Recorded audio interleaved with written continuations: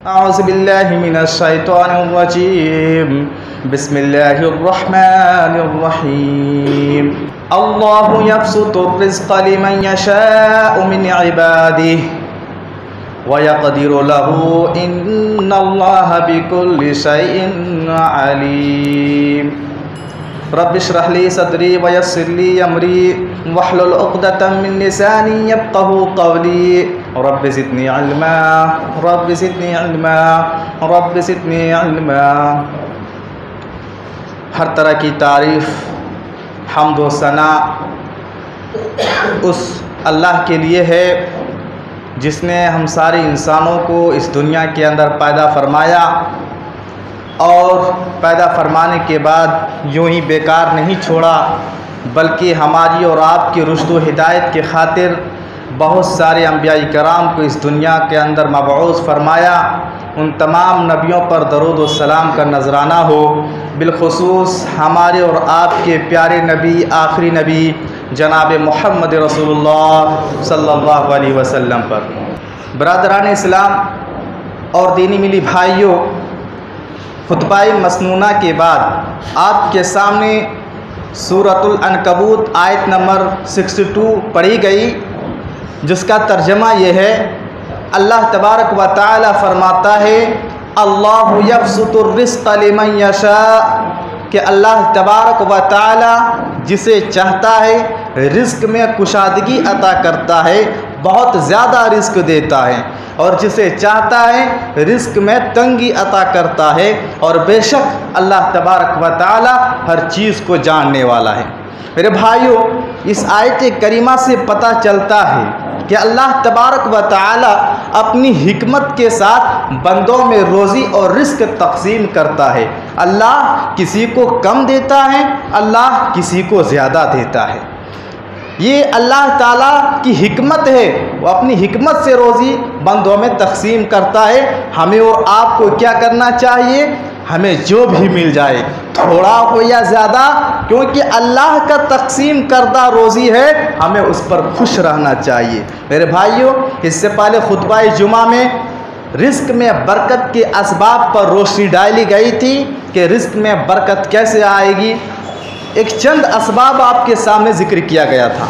आज के इस खुतबा जुमा में भी एक चंद ऐसे असबाब आपके सामने पेश करूंगा, आपके सामने ज़िक्र करूंगा।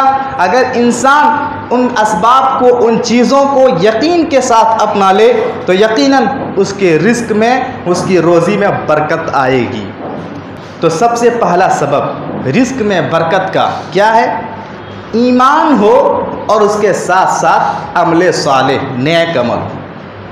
अल्लाह ताला ने जिन जिन बातों पर ईमान लाने के लिए कहा, जिन बातों पर ईमान लाना ज़रूरी है, उन तमाम बातों पर ईमान रखना, उन तमाम बातों पर ईमान लाना, अल्लाह पर ईमान लाना, अल्लाह की किताबों पर ईमान लाना, अल्लाह के रसूलों पर ईमान लाना, फरिश्तों पर ईमान लाना, क़यामत के दिन पर ईमान लाना, तकदीर पर ईमान लाना, अलगर्ज़ अरकानी ईमान जो है उन पर पूरे तरीके से ईमान लाना, और उसके साथ साथ नेकियां भी करना, अमले सालेह भी करना।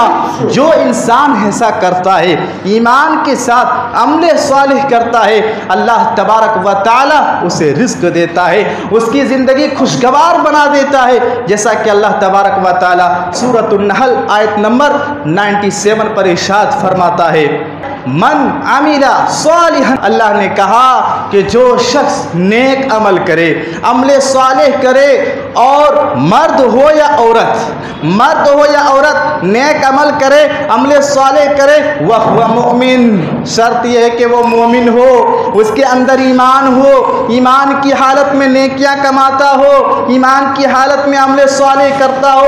अल्लाह ने क्या कहा? हयातुन तय्यबा, हम उसकी ज़िंदगी को खुशगवार बना देंगे। ज़िंदगी खुशगवार कब होती है? जब इंसान की ज़िंदगी में, उसके रिज़्क़ में कुशादगी आती है, उसके रिज़्क़ में, उसके रोज़ी में बढ़ोतरी आती है, उसके रिज़्क़ में बरकत आती है, तो इंसान की ज़िंदगी खुशगवार बनती है, इंसान अपनी ज़िंदगी खुशहाल गुजारता है। इस आयत करीमा से पता चला कि मर्द हो या औरत, जो भी अमल सालिह करे, नेक अमल करे, ईमान की हालत में ईमान के साथ अल्लाह उसे रिस्क देता है, अल्लाह उसके रोज़ी में बरकत देता है। आज हमारी हालत देखिए, आज हम मुसलमानों की हालत ये है, आज सिर्फ हम ज़ुबानी दावा करते हैं, हमें अल्लाह पर ईमान है, आखिरत पर ईमान है, जन्नत पर ईमान है, जहन्नम पर ईमान है। मेरे भाइयों, सच बताओ हमारे ईमान में कितना मजबूती है। अल्लाह पर ईमान है, हम ज़ुबान से तो कहते हैं, अल्लाह को खुश करने वाले हम कौन से अमल कर रहे हैं? हम कहते हैं हमारा ईमान है जन्नत पर, लेकिन जन्नत को हासिल करने वाले कौन सा अमल अंजाम दे रहे हो? हम कहते हैं हमारा ईमान है जहन्नम पर, लेकिन जहन्नम से बचने के लिए, अज़ाबे जहन्नम से बचने के लिए क्या तैयारी कर रहे हो, क्या अमल कर रहे हो? आज हर मुसलमान से देखो, हम मानते हैं जन्नत को, मानते हैं जहन्नम को, ठीक है, बहुत अच्छी बात है, मानना चाहिए, बगैर इसके आप मोमिन हो ही नहीं सकते, लेकिन उसके लिए आप तैयारी क्या कर रहे हैं? सिर्फ ज़बान से हम कह देंगे जन्नत पर ईमान है हमारा, घर में बैठे रहेंगे, अमल नहीं करेंगे, नमाज को आएंगे नहीं, सच झूठ में फ़र्क करेंगे नहीं, हलाल हराम में फ़र्क करेंगे नहीं, हम अपने अखलाक में सुधार लाएंगे नहीं, हम सिर्फ कहेंगे हमारा ईमान है जन्नत पर, घर में बैठे रहें। क्या जन्नत मिल जाएगी? पूछो अपने दिल से, क्या जन्नत मिल जाएगी? नहीं नहीं, जन्नत ऐसी नहीं मिलेगी। जन्नत पाने के लिए मेहनत करनी पड़ेगी, जन्नत पाने के लिए कोशिश करनी पड़ेगी, जन्नत पाने के लिए उन अमाल को अंजाम देना होगा जिन अमाल के बारे में अल्लाह और उसके रसूल ने हुक्म दिया। आप मिसाल देखिए, हम रोज़ाना काम करते सुबह से शाम तक, क्यों? जो भी 500 रुपया 600 रुपया हमें मिलता है, काम करते हैं। अगर इंसान घर में बैठे रहे सुबह से शाम तक और उसे ये पैसा वो चाहे तो उसे मिलेगा? हरगिज़ नहीं। काम ही नहीं करोगे तुम्हें अज्र क्या मिलेगा, बदला क्या मिलेगा? मेरे भाइयों, आज हमारी अक्ल किधर जा रही है? आज हमारी अक्ल काम क्यों नहीं कर रही? दुनिया के बारे में इतनी मालूमात, लेकिन हम कहते हैं जन्नत पर ईमान, जन्नत पर हमारा ईमान है, जन्नत में हम जाना चाहते हैं, लेकिन उसके लिए अमल नहीं, उसके लिए कोशिश नहीं, उसके लिए हमारे अंदर कोई बदलाव नहीं, हमारे अखलाक में, हमारी कैरेक्टर में, हमारी ज़िंदगी में कोई बदलाव नहीं। मेरे भाइयों, कहने का मतलब ये है कि अल्लाह ताला ने जिन जिन बातों पर ईमान लाने के लिए कहा, उन बातों पर ईमान इंसान रखे और उसके साथ साथ अमल सालिह करे, नेक अमल करे। अल्लाह का वादा है, अल्लाह ताला उसकी ज़िंदगी में बरकत अता फरमाएगा, उसकी रोज़ी में बरकत अता फरमाएगा। ये पहला सबब है। दूसरा सबब रिज़्क में बरकत का। अल्लाह तबारक व तआला ने इंसान को जो कुछ दे रखा है, थोड़ा या ज़्यादा अल्लाह की राह में खर्च करते रहना चाहिए। अल्लाह की राह में अपने माल और दौलत को लुटाते रहना चाहिए, सदका व खैरात में आगे बढ़ते रहना चाहिए, सदका व खैरात में कभी पीछे नहीं हटना चाहिए। इसलिए कि अल्लाह ने जो दिया है, अगर आप अल्लाह की राह में अल्लाह की रज़ा के लिए खर्च करेंगे, फ़कीरों पर, मिस्कीनों पर, अपने करीबी रिश्तेदारों पर, मसाकीन पर, मदारिस में, मसाजिद में, अल्लाह की राह में आप अल्लाह की रज़ा के लिए खर्च करेंगे, यकीन मानिए उसकी जगह अल्लाह ताला और तुम्हें अता करेगा। अल्लाह तबारक व तआला सूरह सबा आयत नंबर 39 पर इरशाद फरमाता है, वमा अनफ़क़्तुम मिन शैइन फ़हुव युख़्लिफ़ुहु व हुव खैरुर राज़िक़ीन। अल्लाह फरमाता है कि जो कुछ तुम अल्लाह की राह में खर्च करते हो, तुम जो कुछ अल्लाह की राह में सदका व खैरात करते हो, अल्लाह उसकी जगह पर तुम्हें और देता है। लेकिन यकीन हो, अल्लाह की बातों पर यकीन हो, रसूल की बातों पर यकीन हो। आज यकीन नहीं है, इसलिए आज हम सदका व खैरात से पीछे हट गए, अपने हाथ को पीछे हटा ली। और देखिए प्यारे नबी सल्लल्लाहु अलैहि वसल्लम की हदीस है, हमारी अक्ल क्या कहती है? हम जेब से 10 रुपया दे रहे हैं, हमारा माल कम हो रहा है। नहीं, सदका व खैरात करने से माल में कमी नहीं आती। सही मुस्लिम की हदीस है, हदीस नंबर 556 है। अल्लाह के रसूल सल्लल्लाहु अलैहि वसल्लम फरमाते हैं, मा नक़सत सदक़तुम मिन मालिन, अल्लाहु अकबर, कि सदके की वजह से माल में कमी नहीं आती, खैरात की वजह से माल में कमी नहीं आती। आप अल्लाह की राह में लुटाएंगे, आप अल्लाह की राह में खर्च करेंगे, आप अल्लाह के लिए अपने माल और दौलत को सदका व खैरात करेंगे, अल्लाह ताला उसका बदला देगा, उसमें बरकत देगा और उसकी जगह अल्लाह और अता करेगा। इस पर यकीन होना चाहिए। और ऐसे लोग खुश नसीब हैं जो अल्लाह की राह में खर्च करते हैं, अल्लाह की राह में अपनी माल को लुटाते हैं। ऐसे लोगों को फरिश्ते की दुआ नसीब होती है। अल्लाह अकबर। प्यारे नबी सल्लल्लाहु अलैहि वसल्लम की हदीस है, आप सल्लल्लाहु अलैहि वसल्लम फरमाते हैं हर दिन सुबह के वक्त 2 फरिश्ते नाजिल होते। हर दिन सुबह के वक्त 2 फरिश्ते नाजिल होते हैं। एक फरिश्ता रब से कहता है अल्लाहुम्मा आती मुनफिकन खलफन, ए अल्लाह जो तेरी राह में खर्च करता है, जो तेरी राह में अपने माल को लुटाता है, अल्लाह तू उसके माल में बरकत दे, अल्लाह तू उसे और दे। और दूसरा फरिश्ता कहता है अल्लाहुम्मा आती मुमसिकन, ए अल्लाह जो तेरी राह में अपने माल को खर्च करने से अपने हाथ को रोक लेता है, अपने माल को रोक लेता है, अल्लाह तेरा दिया हुआ माल तेरी राह में जो खर्च ना करे उसके माल को तू तबाह कर दे, उसके माल को तू हलाक कर दे, उस माल में कभी बरकत ना दे। अल्लाह अकबर। आप क्या चाहते हैं? फैसला करो। फरिश्ते की दुआ चाहते हो, फरिश्ते की बद दुआ चाहते हो? क्या चाहते हो? फैसला करो। नबी सल्लल्लाहु अलैहि वसल्लम की हदीस है, अगर अल्लाह की राह में खर्च करते हो फरिश्ते की दुआ मिलेगी, उसमें बरकत आएगी। और अगर अल्लाह की राह में खर्च ना करते हो तो फरिश्तों की बद्दुआ नसीब होगी। मेरे भाइयों, आज देखिए हमारी हालत क्या है, हम मुसलमानों की हालत क्या है। आज फजूल खर्चिए में हम बहुत आगे हैं। जहाँ खर्च नहीं करना चाहिए वहाँ आज अपने माल को पानी की तरह बहा दे रहे हैं और एहसास नहीं। और जहाँ खर्च करना चाहिए, अल्लाह की एक राह में लुटाना चाहिए, वहाँ हमारे हाथ रुका हुआ है, हम अल्लाह की राह में खर्च नहीं कर रहे हैं। आप इसकी मिसाल देख सकते हैं शादियों ब्याह में। शादी ब्याह में इंसान लाखों करोड़ों का खर्च करता है, लेकिन वैसे ही इंसान से कहो कि अल्लाह की राह में खर्च करो, अल्लाह की राह में अपने माल को दो, गुरबा मसाकीन को दो, मदारिस और मसाजिद में दो। जेब खाली। आज हमारी हालत ये है। मेरे भाइयों, याद रखिए, जो शख्स अल्लाह की राह में अपना माल खर्च करता है, अल्लाह का दिया हुआ माल अल्लाह की रज़ा के लिए अल्लाह की राह में अपने माल को लुटाता है, उसके माल में बरकत आती है, अल्लाह उसके रिस्क में बरकत देता है। कहने का मतलब यह है कि रिस्क में बरकत का एक बहुत बड़ा ज़रिया, बहुत बड़ा सबब ये सदका व खैरात है। इसलिए मेरे भाइयों, हर इंसान अपनी अपनी इस्तिताअत के मुताबिक, अपनी ताकत के मुताबिक, अपनी हैसियत के मुताबिक जितना हो सके अल्लाह की राह में खर्च करो। यही असल माल है। हम दुनिया में जो खाते हैं, जो दुनिया में पहनते हैं, दुनिया में जो यूज़ करते हैं, वो माल यही रह जाएगा।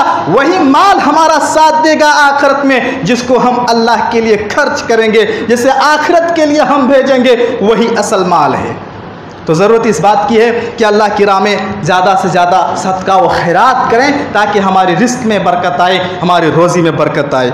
इसी तरीके से रिस्क में बरकत का एक सबब यह है कि देखिए, हम समाज और माशरे में ज़िंदगी गुजारते हैं। हमारे समाज और माशरे में बहुत ज़ईफ़ लोग होते हैं, कमज़ोर लोग होते हैं, नादार लोग होते हैं, गरीब होते हैं, मिस्कीन होते हैं। अल्लाह अकबर। इन गरीबों का ख्याल रखना, इन ज़ईफ़ों पर एहसान करना, इन नादारों पर एहसान करना, ये बहुत कवी सबब है।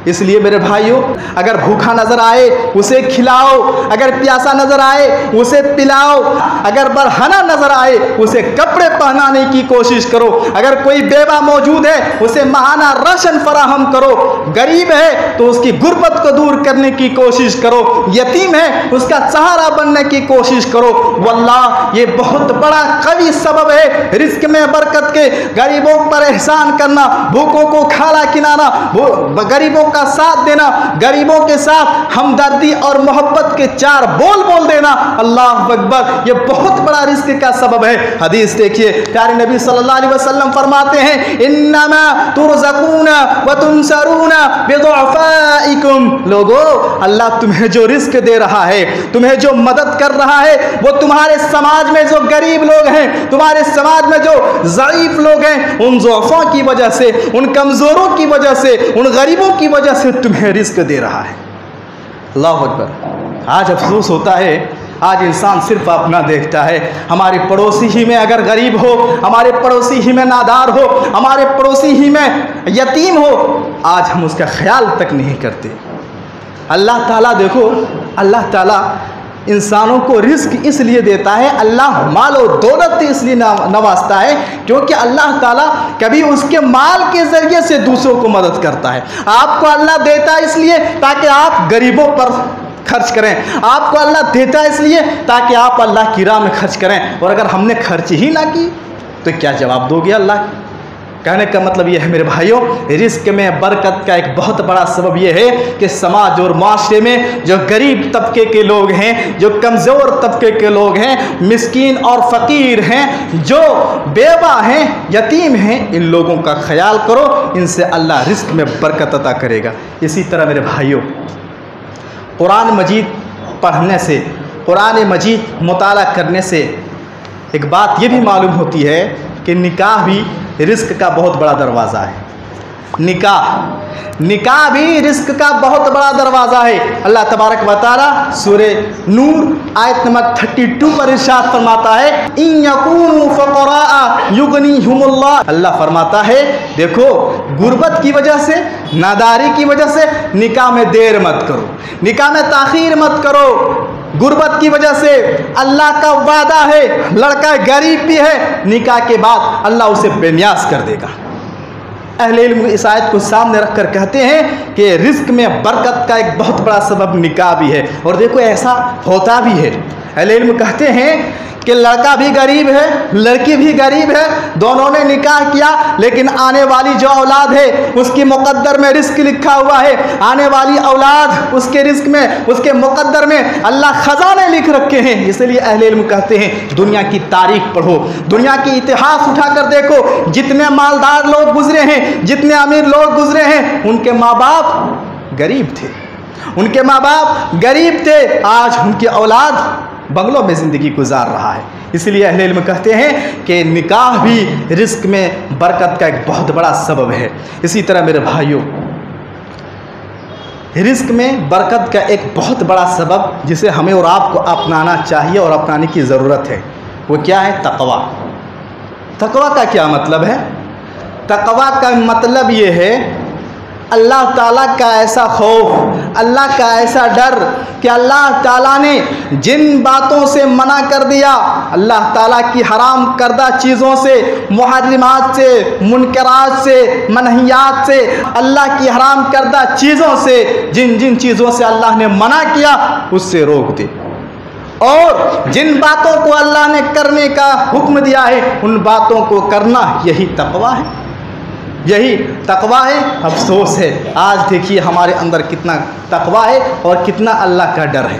मेरे भाइयों, अगर इंसान अल्लाह का डर अपने अंदर पैदा करे, अल्लाह उसके लिए ज़मीन और आसमान की बरकत के दरवाजे खोल देता है। अल्लाह तबारक व तआला सूरतुल आराफ आयत नंबर 96 पर इरशाद फरमाता है, वलौ अन्न अहलल कुरा आमनू वत्तक़ौ लफ़तहना अलैहिम बरकातिम मिनस समाइ वल अर्ज़। अल्लाह ताला ने कुरान पाक में एक बस्ती वालों का जिक्र किया और कहा अगर ये बस्ती वाले ईमान ले आते, अगर ये बस्ती वाले तक़वा की राह इख्तियार कर लेते, अगर ये बस्ती वाले अपने अंदर अल्लाह का डर, अल्लाह का खौफ पैदा कर लेते, लफ़तहना अलैहिम बरकातिम मिनस समाइ वल अर्ज़। अल्लाह कहता है हम उसके लिए ज़मीन और आसमान के बरकत के दरवाजे खोल देते। अल्लाह अकबर।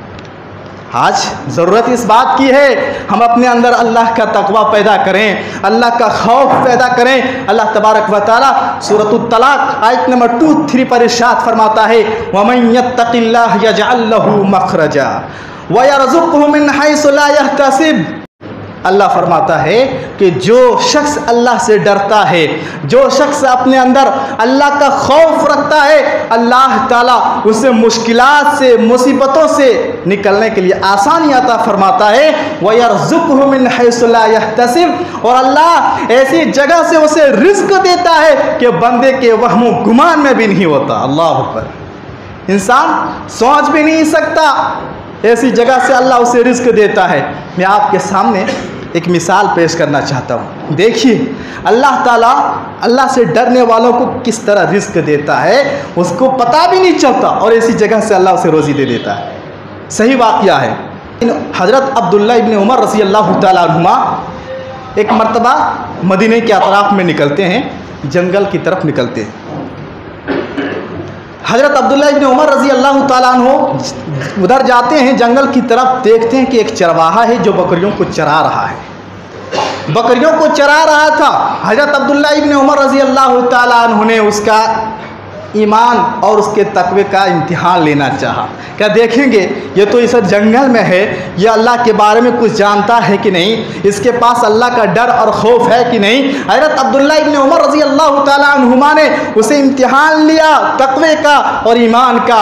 क्या कहा हज़रत अब्दुल्ला इब्न उमर रज़ी अल्लाह ताला अन्हुमा ने उस चरवाहे से कहा कि मुझे एक बकरी दे दो, मुझे एक बकरी दे दो। उस चरवाहे ने क्या कहा, नहीं मैं नहीं दे सकता, ये बकरियां मेरी नहीं है, ये बकरियां मेरे मालिक की है, ये बकरियां मेरे आका की है, मैं उसकी इजाज़त के बगैर एक बकरी भी नहीं दे सकता। हज़रत अब्दुल्ला इब्न उमर रज़ी अल्लाह ताला अन्हुमा ने क्या कहा, ठीक है एक बकरी दे दो, और उन्हें कोई बहाना कर देना, भेड़िया खा गई, गुम हो गई, इतनी बकरियों में एक गुम हो गई, कुछ नहीं बोलेगा, मुझे एक बकरी दे दो। लेकिन क्या कहा, ऐ साहब सुनो, उस चरवाहे ने अब्दुल्ला इब्न उमर रज़ी अल्लाह ताला अन्हुमा से क्या कहा, सुनो मैं एक भी बकरी देने के लिए तैयार नहीं, इसलिए कि मेरे मालिक तो नहीं देख रहे हैं, लेकिन जो मेरे मालिक का मालिक है वो तो देख रहा है, हम उससे कैसे बच सकते हैं, हम उससे कैसे अपने आप को बचा सकते हैं। अल्लाह अकबर। एक भी बकरी उस चरवाही ने हज़रत अब्दुल्ला इब्न उमर रज़ी अल्लाह ताला अन्हु को नहीं दिया। ये बात हज़रत अब्दुल्ला इब्न उमर रज़ी अल्लाह ताला अन्हु की दिल में बहुत असर कर गई। चुनांचे जब दूसरा दिन हुआ, दूसरे दिन हज़रत अब्दुल्ला इब्न उमर रज़ी अल्लाह ताला अन्हु उस चरवाहे के जो मालिक थे उसके पास गए और सारी बकरियां खरीद ली और उस चरवाहे को दे दी। सारी बकरियां खरीद कर उस चरवाहे को दे दिए, उस चरवाहे को भी आज़ाद कर दिया। मेरे भाइयों, मैं कहना ये चाहता हूँ कि गौर करो, देखो अल्लाह का डर था उस चरवाहे के अंदर, अल्लाह का खौफ था उस चरवाहे के अंदर। अल्लाह के डर और खौफ की वजह से एक बकरी नहीं दी, अल्लाह ताला ने इस डर और खौफ का बदला दिखाया, उन्हें सारी बकरियां दे दी। कुरान ने सच कहा, वयरज़ुक़हु मिन हैसु ला यहतसिब, जो अल्लाह से डरेगा अल्लाह उसको ऐसी जगह से रिज़्क़ देगा उसके वहम गुमान में भी नहीं होगा। देखो चरवाहा ने कभी सोचा भी नहीं होगा मेरे पास इतनी बकरियां आएंगी, चरवाहा ने कभी सोचा भी नहीं होगा मैं कभी आज़ाद हूँगा, लेकिन उसके दिल में अल्लाह का डर था, उसके दिल में अल्लाह का खौफ था, वो तकवा को इख्तियार किए हुए था, जिसकी बदौलत अल्लाह ताला ने एक बकरी से एक बकरी उन्होंने बचाया अल्लाह की रज़ा की खातिर। अल्लाह ने कितने बकरियां उसे अता कर दी। अल्लाह अकबर।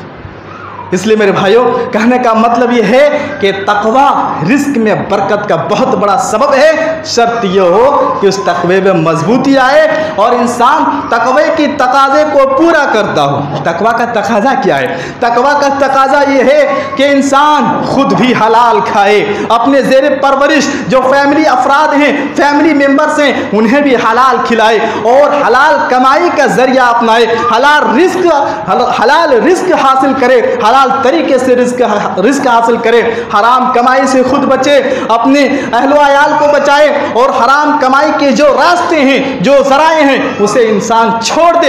यह है तकवा का तकाजा। तकवा का तकाजा क्या है? तकवा का तकाजा यह है कि इंसान अमानत में खयानत करने से बचे।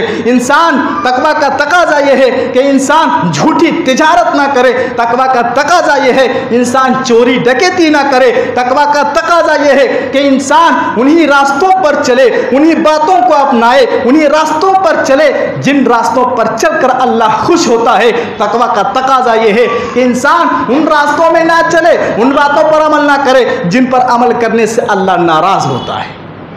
इसलिए ज़रूरत इस बात की है मेरे भाइयों, चाहते हो कि रिस्क में बरकत आए, रोज़ी में बरकत आए, अपने अंदर अल्लाह का खौफ पैदा करो, अल्लाह का डर पैदा करो। लेकिन अफसोस होता है हम सुनते रहते हैं, पढ़ते रहते हैं, अल्लाह का डर अपनाओ, अल्लाह का खौफ अपनाओ, इसी में कामयाबी है, इसी में भलाई है। हमारी हालत देखो, कुरान की आयत सामने रखो, हदीस रसूल को सामने रखो और हर कोई अपने दिल का जायज़ा लें। हमारे दिल में कितना अल्लाह का डर है। यकीन मानो, अल्लाह का डर जिस इंसान के दिल में हो वो कभी नमाजों से गाफिल नहीं हो सकता, वो कभी झूठ नहीं बोल सकता, वो कभी हराम नहीं खा सकता, वो कभी अपने ज़ुबान में गाली नहीं ला सकता, वो कभी अपने कैरेक्टर और अखलाक को बदकिरदार नहीं बना सकता, जिसके दिल में अल्लाह का डर हो।